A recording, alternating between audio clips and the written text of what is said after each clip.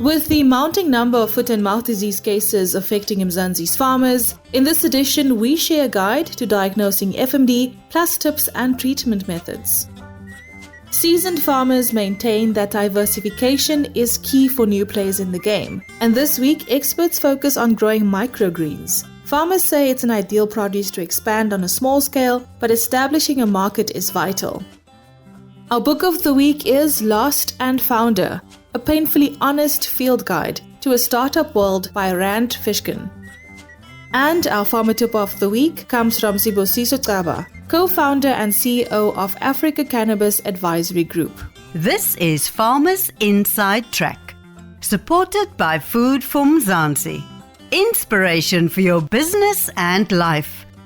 From South Africa's farmers and agripreneurs. Hey, I'm Mzansi, and welcome to episode 131 of Farmers Inside Track. And if you don't know it by now, I'm your host, Dawn Numdu. Now we kick off with that promised guide to diagnosing foot and mouth disease for new farmers. Nicole Ludolf chats to Dr. Didi Klaassen, AfriVet's executive for technical and marketing support. Thank you so much, Dawn. Dr. Klaassen, can you please tell us what foot and mouth disease is and why farmers should be worried about it? Foot and mouth disease is a viral disease that affects cloven-hoofed animals, so that's pigs, cattle, sheep and goats. And it has a very short incubation period, so from the time that the animals are exposed to the virus until the time that they start showing symptoms can be days, and that makes it spread rapidly. So one day there'll be a few animals and then a few days later almost your entire herd can be affected. And it leads to production losses. The animals can't walk and they don't eat as well. And then the biggest impact that we should worry about the most is the effect it has on trade, not only local, but also our international trade. The moment the OIE or the World Animal Health Organization is notified that we have an outbreak of foot and mouth disease outside our control zone, other countries stop import of our products or our commodities to their country. So wool can't go overseas, we can't move live animals, we can't move raw meat. So it affects our country and our economy substantially, and that does not include the losses or the expenses the farmers suffer to try and combat the disease. What are some of the symptoms for foot and mouth disease? As the name states, the lesions are in the mouth and on the feet, so between the two hooves, and the lesions can be quite severe or quite subtle. So what we usually look for is an increased saliva production. So you'll see saliva dribbling from the cattle's mouth quite substantially. It's not the only disease that has an increased amount of saliva as a symptom. So it's highly suspect to be foot and mouth disease if you have these mouth lesions with increased saliva production and then foot lesions as well. What should farmers do to minimize the chances of their herd contracting foot and mouth disease? So to minimize your risk, I can't reiterate strict biosecurity enough. Biosecurity, biosecurity, biosecurity. So that means you know where animals are coming from, where they were before they come onto your farm, you know what animals they mingled with, where they came from, and then also the vehicles that come onto the farm are clean, disinfected, to make sure that you don't spread the virus, and you also know who the people are that come onto your farm and what they bring with them. If you're buying animals from auction where they mixed with other animals, so commingling occurred, it's ideal to have those animals quarantined for 30 days, and if they remain symptom-free, they can come onto your farm. And then obviously animals from an area that has foot and mouth disease or where there's been a recent outbreak or there are suspected outbreaks, don't buy those animals for now. Don't move animals when you're in that area, just to contain the risk of contracting the disease or bringing it onto your farm. So the main thing is be vigilant of where animals are coming from and make sure that they were inspected and deemed healthy before they come to you, and then obviously to disinfect vehicles and tires, etc. that the animals were transported on. What is the treatment for foot and mouth disease, if any? There is no specific treatment for foot and mouth disease because it is a virus and the disease is quite short. So from them starting to show symptoms until they've healed is also quite quickly. The main thing is to prevent secondary bacterial infections because you have these blisters in the mouths and between the toes, they rupture, and then bacteria can cause lesions because they can penetrate the skin. So to prevent secondary bacterial infections. And the animals are really sore. So they have these sores in their mouths and between their toes. and they really struggle to walk. So they can't walk far for food, they can't walk far to graze. And so it's important that you bring food to them, water as well. And they struggle to eat. So if you can give them softer food, in inverted commas, that will also go a long way, just to make sure that they get nourishment in the time period that they can't eat as well and that they can't walk. Can animals recover from it? Yes, they can definitely recover, especially with the type of FMD virus that's currently spreading in South Africa. So with this specific type, there's a lot of sick animals, so there's a high morbidity rate, but its mortality rate, the number of animals that die, is very low. So that's at least the one bit of good news, but the impact on our economy is disastrous. What should farmers do if they suspect their animals have foot and mouth disease? It is imperative that the State Veterinary Services or the State Vet is contacted immediately when you suspect the disease. There are several diseases that can mimic foot and mouth disease or that can look like foot and mouth disease but isn't. So it's important that an accurate diagnosis is made and that the community is made aware of foot and mouth disease as soon as possible so that we can combat the spread. The disease will die out quick enough or soon enough if we treat it with the urgency that it requires. So contact the State Vet or State Veterinary Services immediately. How can farmers prevent foot and mouth disease from spreading? As I said, biosecurity, biosecurity, biosecurity. Don't move animals if there are outbreaks or suspected cases in your area. And with any disease, do daily inspections. If you look at or inspect your animals on a daily basis, you will pick up diseases, whether it's foot and mouth disease or red water or insert any disease, a tick burden or a severe tick burden. You will pick it up sooner and you'll be able to assist your animals better. So daily inspections of your animals will help prevent disease spread, not only foot and mouth disease, but it will definitely help if you pick up animals with increased saliva production or difficulty walking or sores in their mouth and then report it. So daily inspections, and then only buy animals from reputable sources. And if you can, animals that come from one source, not animals that came from a source commingled with other animals and then come onto your farm. Think of it as a super spreader event. So it's important to get animals that weren't attending super spreader events and then to bring them to your farm. Thanks, Nicole. And great having you back here on Farmers Inside Track, Dr. Didi Klaasen, AfriVet's Executive for Technical and Marketing Support. Now, seasoned farmers maintain that diversification is key. I've heard it so many times when I engage with farmers on Twitter Spaces and everywhere I network. Now, this week, we're going to be sharing tips for growing microgreens. Farmers say it's an ideal crop to start on a small scale, but you have to establish a market. First up, Michelle Carlser, the founder and CEO of Feel Good Health, an online health shop, starts with an introduction on what microgreens are. They are tiny little plants. So basically, most of us are familiar with sprouts, where you would take the seeds of the plants, and you obviously have to have clean seeds. You don't want seeds with pesticides and GM seeds and so on. So you take clean seeds and you sprout them, and then you use the sprout. So that's something that we've all kind of become used to. Microgreens are the next stage up. So once the seeds have sprouted and they've produced their first true leaves, then before they actually carry on to develop into, for example, a beetroot seed will sprout, it will produce leaves, and then before it starts to mature, you can use those leaves that it produces in a salad, in a smoothie, in a stew, in any food really. You can just cut off the leaves and you can use them in your food. Those leaves themselves have got greater nutritional value than the actual beetroot or the broccoli or the whatever vegetable that you're using. Quite a new concept on the market because people are used to either buying sprouts or they buy the full-grown vegetable.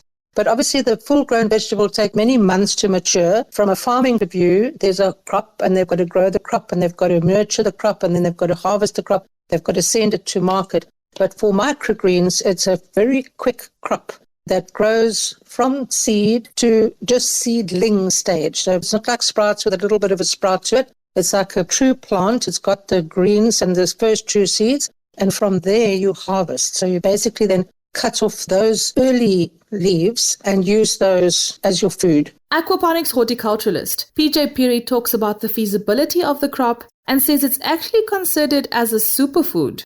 Other word that I use for microgreens is superfood. So superfood, it means it's packed with all the vitamins and the nutrients. So the value from that per kg compared to, let's say, lettuce is more if you're growing microgreens.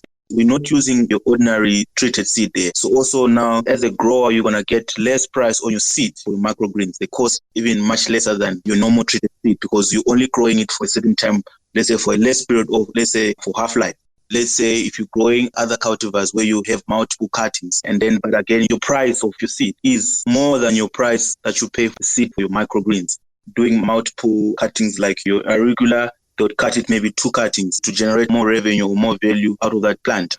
Other microgreens is only 1 cutting and then you're done. But again, it's a value to Rand per kg that you generate from that. For us, it is the volumes that we're pushing. It's an intensive operation where you need tons and tons of produce for you to make a bag. So most people that I know of, they're only concerned on the overseas market because of they're being paid in Forex. So they make a lot of money from that. Michelle further explains the market opportunities and harvesting process.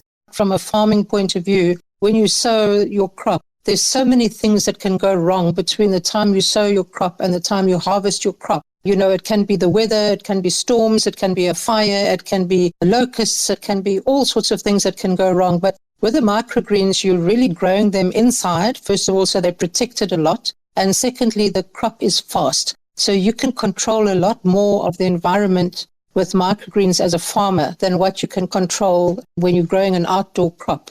We focus on the home because it's the whole kit and it's the idea of growing it at home. But people who buy microgreens to use at home are a very small market, but the restaurants are a big market. And they want microgreens that are, first of all, visually attractive. So they want things that are like the sunflower seeds, the beetroot, the colorful ones that they can mix up with their salads. And there is definitely a market for that out in the restaurants. I've had a restaurant myself in the past. As easy as it is to grow microgreens at home, it's difficult to focus on growing microgreens in a restaurant. So the restaurants are really about, convenience. So they want the product that they can just pick up and sprinkle into their salad or into their stir fry or whatever. And microgreens is a delicate crop. That's where the farmers would probably be challenged in making sure that the microgreens reach their market quickly. It's not like a beetroot. A beetroot is going to last for a long time. It's not easily damaged. So that's the benefit of the microgreens. The fast crop, grow any time of the year, quickly harvested and so on. Whereas the disadvantages of it's a delicate crop. You've got to harvest it and you've got to get it to its source, to its end consumer really quickly in a very careful way that they don't get damaged. Because when they end up on the plate in the restaurant, they've got to look as though they've just been picked from the kitchen, where in actual fact there's been a journey for them to get there. So that's the challenge of microgreens, that they're not as hardy in farming and getting them to the end customer. But it's also the benefit of a quick crop that's not so much influenced by the environment and the things that happen in the environment, and it's a fast harvest. And then finally, Piri focuses on exporting opportunities for farmers. There are crops that they can be exported. People are doing it every week. So there's a process called your cold chain. So as long as you understand your cold chain from harvest, from picking to your storage and to your shipment, there's requirements that guide your cold chain there. If you understand that people are doing it every week or are sending their shipments to Europe, Asia, and America, it's not a difficult thing to do, but you just need to understand the requirements of your shelf life requirements. Because the degrees of storing your microgreens and your degrees of storing like your fruits or your normal lettuce, they're different. It's doable, but you need to be equipped, like your temperature control and the staff that are involved in the production process. They need to be educated about the requirements that are needed. So it's not a difficult thing to do. People are doing it every day. It can be done. It's being done. Thanks so much for joining me, aquaponics horticulturalist PJ Piri, and Michelle Carlse, the founder and CEO of Feel Good Health, an online health shop. Now, for more on this, visit Food for Mzansi's YouTube channel to listen to our Gather to Grow session on growing microgreens. You'll get all the need-to-know information for new farmers wanting to expand with this crop. Next up, and before we let you go, our book of the week is Lost and Founder, a painfully honest field guide to the startup world by Rand Fishkin. In the Anatomy of Strategy podcast, the author explains what he thinks about growth hacking, a term for strategies focused solely on growth. Thankfully, right now we're finally at the end of that phase. Like I'm seeing even in Silicon Valley startups, the growth marketers, the growth hackers are changing their titles. They're saying, oh, no, wait, I do growth marketing. I do marketing. I'm the director of marketing. I'm the VP of marketing, as opposed to I'm a growth hacker. And I think that it has acquired this more negative reputation. And that is because it is such a short-term practice. So the experience that I had at Moz, which I talked about in Lost and Founder, was essentially that we'd chase a growth hack. We'd find one that sort of, oh man, this really moved the needle for us. And then we'd keep trying to juice it. And the second time you do it, the third time, the fourth time, it just falls in value and falls in success rate and eventually burns out, as opposed to putting those same efforts of discovery and testing and iteration into a flywheel, right? Something that scales with decreasing friction, something that you can do over and over again and will keep producing results, and hopefully more results than it did last time. Podcasting is a great example of that. Hopefully many people will listen to this podcast and they will enjoy it and they will share it with their friends and coworkers and people in their networks.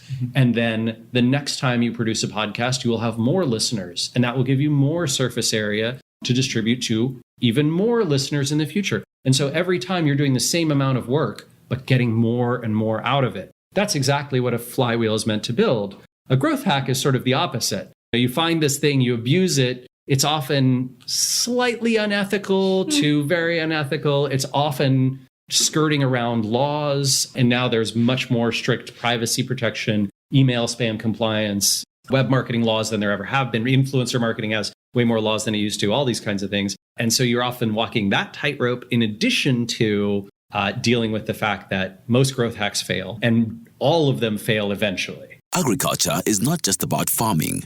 It's about caring, and that's an ideal worth preserving. Right through all departments and companies within the VKB Group, we know that farming is not just a job, it's a way of life. Let VKB help you in all aspects of the food value chain by efficiently reducing costs and optimizing value. Follow VKB on Facebook or vkb.co.za to find out how VKB can help you. VKB, for the love of the land.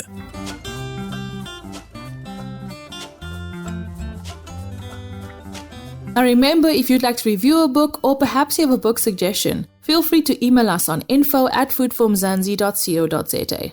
Now, before we let you go, our farmer tip of the week comes from Sibusiso Xaba, co-founder and CEO of Africa Cannabis Advisory Group. He gives us some insight on hemp. He shares some tips on how new farmers can penetrate the cannabis industry.